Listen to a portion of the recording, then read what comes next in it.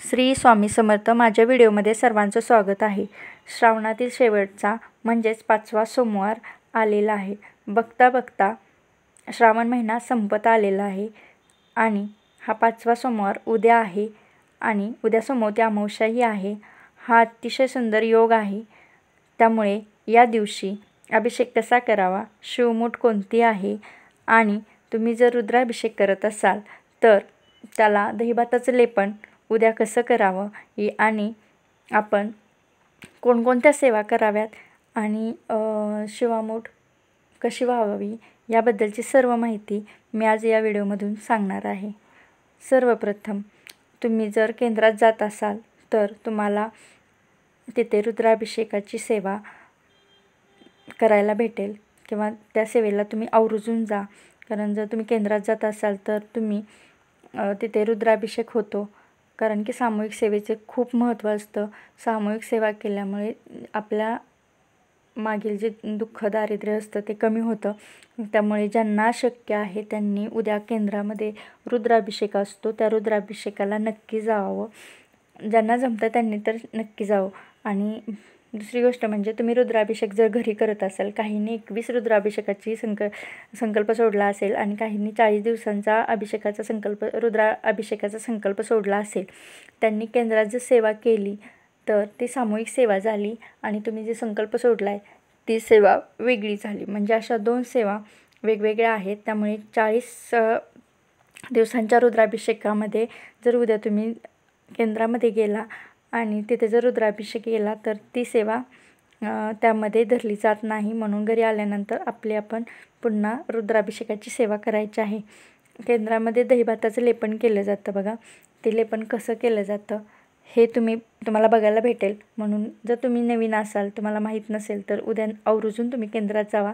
म्हणजे तुम्हाला कळेल की 40 दिवसांची सेवा केल्यानंतर ते दहीभाताचं लेपन पिंडीला कसं केलं जातं हेही बघायला भेटेल. आणि नाही जमलं तर मी व्हिडिओमध्ये सांगणारच आहे. 5व्या सोमवारी आपल्याला सेवा करायची आहे. ती कशी की आपल्या सकाळी लवकर उठायचं आहे. जर तुम्ही कुठं ऑफिसला जात असाल, कामावर जात असाल तर तुम्ही भगवान शंकरांच्या पिंडीची सेवा सकाळी ब्रह्ममुहूर्तावर करू शकता. म्हणजे 8:30च्या अगोदर कधीही करू शकता. किंवा तुम्हाला नाही जमलं तर तुम्ही प्रदोष काळात करा. आणि ज्या घरी आहेत महिला त्यांनी तर नक्कीच प्रदोष काळात करावी. कारण प्रदोष काळ हा भगवान शिवांना खूप आवडीचा काळ असतो. यावेळीस केलेली सेवा भगवान शिव खूप आनंदाने स्वीकारतात. म्हणून भगवान शिवांची सेवा ही प्रदोष काळात केलेली कधीही चांगलं. शेवटचा श्रावणी सोमवार आहे तर तुम्ही पंचामृताने, पाण्याने किंवा कच्च्या दुधानेही अभिषेक करून घेऊ शकता. शक्यतो गाईचं कच्चं दूध घ्यायचं आहे अभिषेक करायसाठी. कारण की कोणतेही गरम पदार्थ शिवांना आवडत नाहीत. त्यामुळे कच्चं दूध गाईचं घ्यायचं आहे. जर तुम्हाला गाईचं कच्चं दूध नाही भेटलं तर तुम्ही पंचामृताने करा. जरी हे सगळं नाही भेटलं तुम्हाला तर नुसत्या तुम्ही पाण्याने अभिषेक केला तरी खूप आहे. त्यानंतर तुम्ही हे कसं करायचं आहे हे तुम्हाला मी वारंवार सांगत आलेले आहे. पिंड एक आपल्याला ताम्हणात घ्यायची आहे. आणि जर तुमच्याकडं अभिषेक पात्र असेल तर अभिषेक पात्र त्याच्यात पाणी घालायचं आहे आणि आपल्याला सेवा करायची आहे. जर तुम्ही रुद्राध्याय वाचणार असाल तर रुद्राध्याय वाचू शकता. जर रुद्राध्याय वाचणार नसाल तर तुम्ही 108 वेळा ओम नमः शिवाय, ओम नमः शिवाय किंवा 108 वेळा तुम्ही महामृत्युंजयचं पठण करत करत अभिषेक घालू शकता. त्यानंतर पिंड स्वच्छ पुसून घ्यायचे आहे. त्याला आपल्याला भस्म लावायचं आहे. त्यानंतर भस्म लावल्यानंतर आपल्याला त्याच्यावरती तांदूळ ठेवायचे आहेत. नुसते कोरे तांदूळ ठेवायचे आहेत, पांढरे. त्यानंतर आपल्याला त्यांना त्यांच्या आवडीचं धोत्र्याचं फूल किंवा धोत्र्याचं फळ किंवा पांढरी कोणतीही फळं पांढरं कोणतेही फूल तुम्ही शिवांना वाहू शकता किंवा शिवपिंडीवर अर्पण करू शकता. हे अर्पण केल्यानंतर आपल्याला शिवपिंडीवरती 108 बेलपत्र अर्पण करायचे आहेत. बघा, तुम्हाला गेल्या 4ही सोमवारी जर बेलपत्र भेटली नसतील तर शेवटचा श्रावणी सोमवार आहे. त्यामुळे तुम्हाला बाजारात कुठेही बेलपत्र भेटतील. तुम्ही 108 बेलपत्र या दिवशी तरी अगदी शेवटच्या सोमवारी तुम्ही अर्पण करायचे आहेत. तर बेलपत्र अर्पण करत असताना आपल्याला शिवाष्टोत्तर नामावली म्हणत म्हणत आपल्याला बेलपत्र अर्पण करायचे आहेत. आणि जर तुम्हाला अजून शेवटी बघा कसं असतं ना, की आपल्याला धोत्र्याचं फूल किंवा फळ नाही भेटलं तर कोणतीही पांढरी फुलं तुम्ही शिवपिंडीवरती अर्पण करू शकता. कारण की शेवटी कसं असतं, आपण काय अर्पण करतो आहे किंवा काय करतो आहे यापेक्षा आपण सेवा काय करतो आहे आणि किती मनापासून करतो ह्याला खूप महत्त्व असतं. त्यामुळे आपण सेवा करायची आहे. त्यानंतर आपल्याला शिवमुठ व्हायचे आहे. शिवमुठ कोणती आहे तर सातू बघा, आपल्या महाराष्ट्रामध्ये आपल्याला सातू भेटत नाही शक्यतो, कारण की सातूचं पीठ भेटतं आपल्याला. तर आता गव्हाच्या ज्या लोंब्या असतात त्यांनाच आपण सातू म्हणतो. त्या अर्पण केल्या तरी काही हरकत नाही. पण सातू म्हणजे काय तर गहू, साळीचे तांदूळ आणि हरभरा यापासून सातूचं पीठ बनवलं जातं. मग हे सातूचं पीठ तर आपण अर्पण करू शकत नाही, कारण सातूचं जे बाजारात पीठ मिळतं ते या 3 धान्यांपासूनच बनवलं जातं. गहू, साळीचे तांदूळ आणि हरभरा म्हणजे अख्खे हरभरे, त्याच्यापासूनच हे सातूचं पीठ बनवलं जातं. मग याचं पीठ आपण शिवांना अर्पण करू शकत नाही. तर या 3 गोष्टी एकत्र करून आपण शिवमुठ व्हायची आहे. बघा, गहू, साळीचे तांदूळ आणि हरभरा हे एकत्र करून आपल्याला शिवमुठ अर्पण करायचे आहे. शिवमुठ अर्पण करत असताना आपल्याला ती कोरडी शिवमुठ अर्पण करायची नाही, थोडीशी ओली करूनच अर्पण करायची आहे. थोडंसं मूठभर ते सगळं एकत्र केलेलं धान्य आपल्याला घ्यायचं आहे आणि थोडंसं ओलं करून ते आपल्याला शिवपिंडावरती अर्पण करायचं आहे.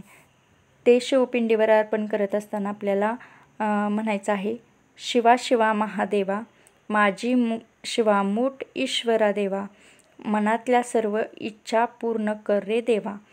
हे असं म्हणत म्हणत शिवामूठ आपल्याला व्हायची आहे. पुन्हा एकदा सांगू, शिवा शिवा महादेवा, माझी शिवामूठ ईश्वरा देवा, मनातल्या सर्व इच्छा पूर्ण कर रे देवा, असं म्हणत शिवमूठ आपल्याला अर्पण करायचे आहे. तुम्ही बघा, हे संध्याकाळी करू शकता किंवा सकाळी ब्रह्ममुहूर्तावर करू शकता. त्यानंतर आपल्याला ह्या सेवा आपण सकाळी करून झाल्या तर आपल्याला प्रदोष काळामध्ये काय करायचं आहे तर आपल्याला रुद्राभिषेक करायचा आहे. बघा, तुम्ही रुद्राभिषेक केला नसेल तर तुम्ही रुद्राभिषेक, उद्या शेवटचा सोमवार आहे, तुम्ही तुमच्या घरामध्ये हा रुद्राभिषेक करा. खूप पवित्र आणि खूप अतिउच्च कोटीची सेवा आहे ही. आणि रुद्राभिषेक केल्यानंतर त्याचं जे तीर्थ असतं ते अमृतासारखं असतं. ते तीर्थ आपल्या घरातील सर्वांना प्राशन करायसाठी द्यायचं आहे. घरातील सर्वांना म्हणजे घरात जेवढे व्यक्ती राहतात तेवढ्या सर्वांना आपल्याला द्यायचं आहे. त्यामुळे आपल्याला एक अमृत प्राशन केल्याचं अनुभूती मिळते किंवा आपल्या म्हणजे जे गुणदोष असतात ते कमी होण्यास जे दोष असतात ते कमी होण्यास मदत होते. म्हणून तुम्हाला या महिनाभरात जमलं नसेल तर रुद्राभिषेक शेवटच्या सोमवारी तुम्ही करा. त्यानंतर बघा, तुम्ही जर हे केल्यानंतर तुम्ही ओम नमः शिवाय या मंत्राचा जप करू शकता 108 वेळा किंवा महामृत्युंजय मंत्राचाही जप करू शकता. तुम्हाला काही वाचायला अगदी रुद्राध्याय नाही वाचता आलं, शिवअष्टोत्तर नामावली नाही येत किंवा शिवमहिम स्तोत्र हे काही तुम्हाला वाचता नाही आलं तर तुम्ही अगदी ओम नमः शिवाय म्हणत म्हणत 108 वेळा ते म्हणत म्हणत तुम्ही जरी सेवा केली किंवा महामृत्युंजयांची सेवा केली तरी काही हरकत नाही. त्यानंतर शेवटचा सोमवार आहे तर त्या दिवशी कापसाचे वस्त्र आवर्जून अर्पण करा शिवांना. जर तुम्ही त्या दिवस केलं नसेल तर ह्या शेवटच्या सोमवारी तरी तुम्ही ते अर्पण करायचं आहे. शिवमुठ आपण का अर्पण करायचे आहेत ते सांगते तुम्हाला. बघा, शिव हे पितरांचे सुद्धा देवता आहेत आणि त्यात सोमवती अमावस्या आलेली आहे किंवा सर्व पितृ अमावस्या ही असते ती पितरांसाठीच. कोणतीही अमावस्या आली तरी पितरांसाठी समर्पित असते. आपले बघा कोण पूर्वज असतात तर ते त्या पितरांना आपल्याला मुक्तीसाठी किंवा त्यांना कोणता त्रास होत असेल मुक्तीसाठी त्यासाठी आपण ही सेवा करत असतो. जमेल तेवढी पितरांची सेवा अमावस्या दिवशी आपल्याला करायची असते. त्याचप्रमाणे आपल्याला अमावस्या दिवशी दानधर्म करायचा असतो, कारण की आपण जर दानधर्म केला तर आपल्या पितरांना सद्गती प्राप्त होते. त्यामुळे आपल्याला अमावस्या दिवशी हे करायचं असतं. त्यानंतर आपल्याला हे सर्व झाल्यानंतर आपल्याला संध्याकाळी दहीभाताचं लेपन करायचं आहे. तर दहीभाताचं लेपन कसं करायचं आहे ते मी तुम्हाला सांगते. आपल्याला प्रदोष काळात आपल्याला उपवास सोडत असताना बघा आपण किंवा काही ठिकाणी दहीभाताचाच नैवेद्य दाखवून शिवांना उपवास सोडला जातो किंवा प्रदोष असतो ज्यांचा तेही दहीभातच खाऊन प्रदोष सोडत असतात म्हणून. आणि दहीभात हा बघा पांढऱ्या गोष्टी शिवांना आवडतात म्हणून दहीभात ही त्यांना खूप आवडतो म्हणून आपण त्या दिवशी आपल्याला दहीभाताचं लेपन करायचं आहे. ते कसं करायचं आहे तर आपल्या घरातील शिवपिंड छोटी असते तर आपल्याला तेवढाच भात म्हणजे शिवपिंडी शिवपिंड किती मोठी आहे त्याच्यावर किंवा छोटी असते आपली त्यामुळे भात हा आपल्याला थोडासा शिजवून घ्यायचा आहे. पण भात शिजवत असताना त्यामध्ये मीठ घालायचं नाही आपल्याला, नुसता भात शिजवून घ्यायचा आहे. त्यानंतर दही घ्यायचं आहे. दही ताजे घ्यायचं आहे कारण आपल्याला ते नंतर प्रसाद म्हणून प्राशन करायचं असतं त्यामुळं दही शक्यतो ताजं घ्यावं, स्वच्छ घ्यावं. त्यानंतर 1 चमचा भात आणि 1 चमचा दही घेऊन ते एकत्र करायचं आहे. असं घट्ट करायचं आहे कारण की ते कधी कधी दही हे पातळ असतं आणि जेवढं दही बसेल तेवढंच, कारण की ते जर असं पाण्यासारखं झालं दही भात तर ते पिंडीवरती चिकटून राहत नाही म्हणून ते घट्टच मिश्रण घ्यायचं आहे आणि ते आपल्याला सर्व पिंडीला लावून घ्यायचं आहे. बघा खालून वरून किंवा शिवलिंगावरती सगळीकडं त्याचं पूर्ण लेपन करायचं आहे आणि आपली पिंड ठेवायची आहे. त्यानंतर पूर्ण पिंडीला कुठंही ठेवायचं नाही रिकामं. त्यानंतर आपल्याला अष्टोत्तर नामावली म्हणायची आहे. अष्टोत्तर नामावली म्हणत म्हणत आपल्याला जर तुम्हाला शक्य असेल तर 108 पानं अर्पण करू शकता किंवा नसेल तर एकच पान घेऊन ते आपण 108 वेळा अर्पण करू शकतो. किंवा तुम्हाला अष्टोत्तर नामावली नाही आली तर तुम्ही 108 वेळा ओम नमः शिवाय या मंत्राचाही जप करू शकता. 108 वेळा तुम्हाला अष्टोत्तर नामावली नाही आली तरी तुम्ही 108 वेळा ओम नमः शिवाय या साध्या मंत्राचा तुम्ही जप करू शकता. ते झाल्यानंतर आपल्याला दहीभाताचं लेपन काढून घ्यायचं आहे. लगेच ही आपली सेवा झाल्यानंतर आपल्याला दहीभाताचं लेपन काढून घ्यायचं आहे. शिवपिंड आपल्याला स्वच्छ करून आहे त्या जागेवरती ठेवायचं आहे आणि दहीभाताचं जे आपण लेपन केलं होतं ते जो दहीभात आहे तो आपल्याला सर्वांना घरातल्या प्रसाद म्हणून आपल्या घरातल्यांना द्यायचा आहे किंवा सेवन करायचं आहे. त्यानंतर आपल्याला सेवा काय करायची आहे हे सर्व झाल्यानंतर शिवपिंड आपल्याला जागेवरती ठेवायचे आहे. त्यानंतर आपल्याला शिवस्तुती म्हणायची आहे. त्यानंतर 12 ज्योतिर्लिंग म्हणायचं आहे. शिवलीला अमृताचा 11वा अध्याय तुम्ही पठण करू शकता किंवा श्रवण करू शकता किंवा महामृत्युंजय मंत्राचे 108 वेळा तुम्ही जप करू शकता किंवा ओम नमः शिवाय या मंत्राचाही जप करू शकता किंवा रुद्राध्यायाचं पठण करू शकता किंवा शिवमहिम स्तोत्रही पठण करू शकता.